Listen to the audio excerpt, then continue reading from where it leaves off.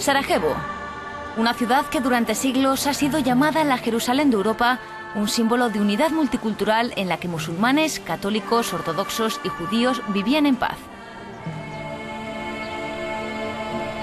Pero en abril de 1992 todo cambió. Tras la desintegración de Yugoslavia, el nacionalismo y el odio étnico pusieron a esta ciudad en su punto de mira.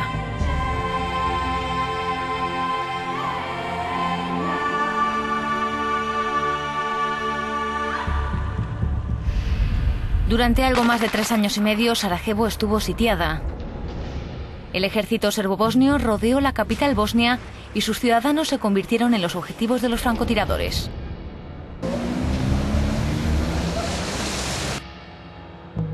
Cuando el sitio acabó en febrero de 1996, habían muerto más de 11.000 habitantes y miles de ellos habían resultado heridos o se habían visto obligados a abandonar la ciudad. Sarajevo, como Bosnia-Herzegovina, quedó dividida.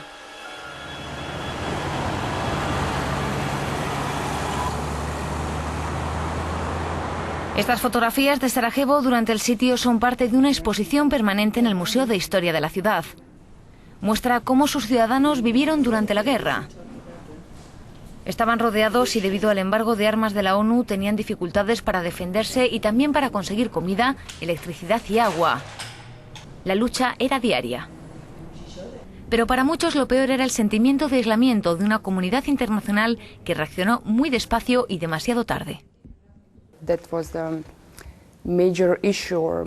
Fue un asunto muy grave y fue la acusación principal. El mundo abandonó a la gente de Sarajevo, les dieron la espalda, les dejaron sobrevivir por sí mismos luchando solos. Creo que como ejemplo señalaría la estatua que está ahí enfrente. Muestra una lata de comida que fue donada durante el sitio, una lata de ternera realizada por un artista bosnio que expresó, creo que de la mejor forma, el sentimiento de soledad que vivimos. Nos daban de comer, nos daban ayuda humanitaria para sobrevivir, pero dejaban que nos mataran.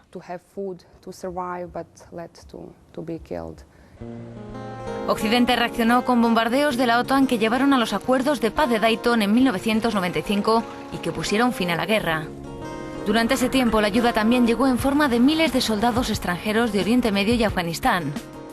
La mayoría se fueron en 1996, pero los fondos procedentes de países musulmanes ayudaron a la reconstrucción de la ciudad y del país. Pero se miran con lupa porque se dicen que son destinadas únicamente a difundir una versión más o menos fundamentalista del Islam.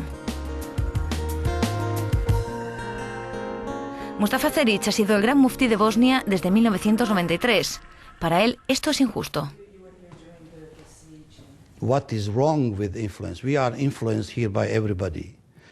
¿Qué tiene de malo esta influencia? Aquí estamos influenciados por todo el mundo. ¿Me podrían decir cuáles son buenas y cuáles son malas para Bosnia?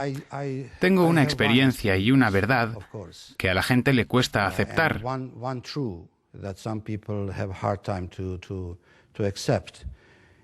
Si no hubiera sido por la ayuda musulmana en Bosnia-Herzegovina, no estaría aquí hablando con usted.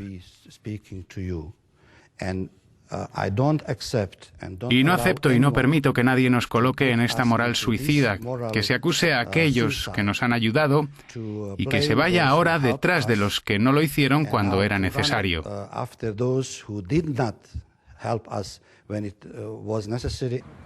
Se calcula que en la actualidad el 80% de la población de Sarajevo es musulmana, un tercio más que antes de la guerra.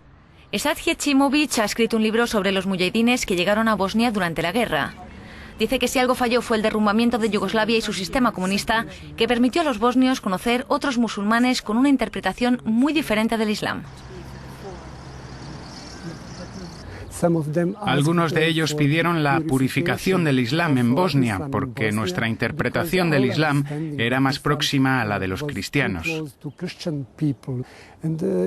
Iba también en contra de algunas creencias de los misioneros islámicos y de los combatientes que vinieron a Bosnia durante la guerra. Pero fue un desarrollo marginal. La primera razón del conflicto en Bosnia fue étnico. Un conflicto étnico y la incapacidad de los líderes políticos para hacer una constitución en la que se compartiera el poder entre todos los grupos. Jovan Divjak fue general en el ejército yugoslavo cuando estalló la guerra. Aquí nos muestra dónde los serbobosnios y el ejército bosnio se enfrentaron por el control de la ciudad.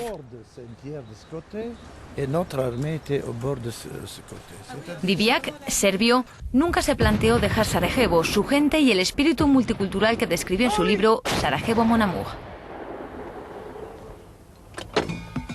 Su coraje le hizo ganarse confianzas y desconfianzas en ambas partes.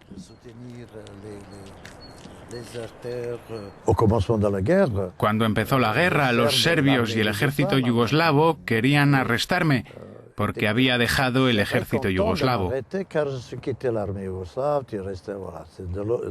Para los serbios les había traicionado y los bosnios nacionalistas no confiaban en mí. Incluso hoy en día me dicen, ¿por qué te quedaste? ¿Por qué no te fuiste? Pero hace 46 años que vivo en Sarajevo, es mi casa. Antes que nada me siento ciudadano de Sarajevo, de Bosnia y de Europa. Europeo, es verdad. Svetozar Pudaric, de origen serbio, también permaneció en Sarajevo durante el sitio y fue herido por un francotirador.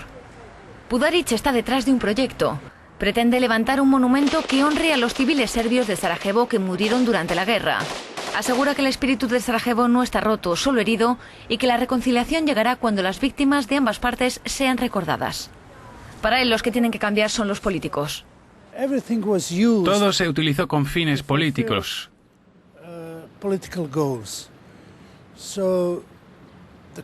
Las diferencias culturales, las diferencias religiosas se usaron para dividir a la sociedad. Pero eran solo excusas, discursos sin sentido, mentiras. La avaricia era el verdadero motor. 20 años después de que comenzara el sitio de Sarajevo, estas políticas basadas en la división étnica siguen siendo algo difícil de digerir para muchos de sus 400.000 habitantes. Elma Dizdar era en ese momento una estudiante universitaria, hoy es profesora. Para ella, lo peor del sitio fueron las muertes de cientos de niños y lo peor de ahora, el que no se enseñe lo que ocurrió. Ahora no se les enseña esta parte particular de su historia, todo lo que está relacionado con la última guerra, este conflicto, porque no consiguen un consenso sobre cómo enseñárselo a los niños. Sin embargo, creo que algunos hechos se los tienen que contar. Los niños tienen derecho a conocer algo de lo que ocurrió. Pero ¿cómo enseñar a esta generación joven una guerra que acabó con la vida de 100.000 personas? Un conflicto provocado por un nacionalismo étnico que mantiene aún lejos de la reconciliación a este país de 4 millones de habitantes.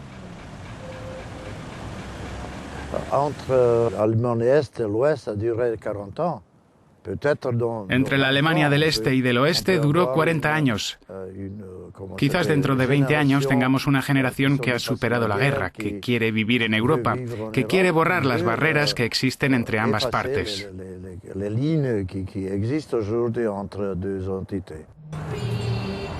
Este es uno de los monumentos más importantes de Sarajevo, un homenaje a los 1.500 niños que murieron durante el sitio.